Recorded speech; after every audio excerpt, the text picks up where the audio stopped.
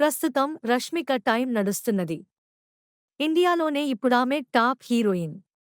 అందులో ఏమాత్రం సందేహం లేదు.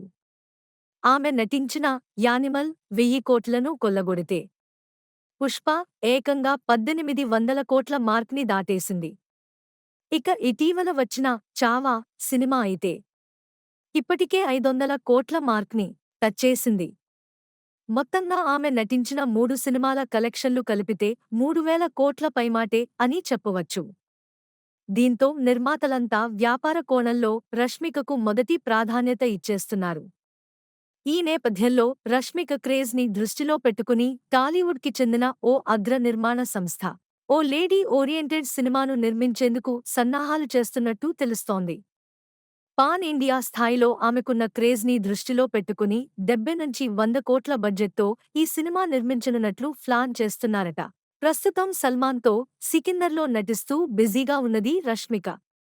ఆ సినిమా తర్వాత రష్మిక నుంచి బల్క్ డేట్లు తీసుకునేందుకు సదరు నిర్మాతలు సిద్ధమవుతున్నట్లు తెలుస్తోంది. థాంక్యూ.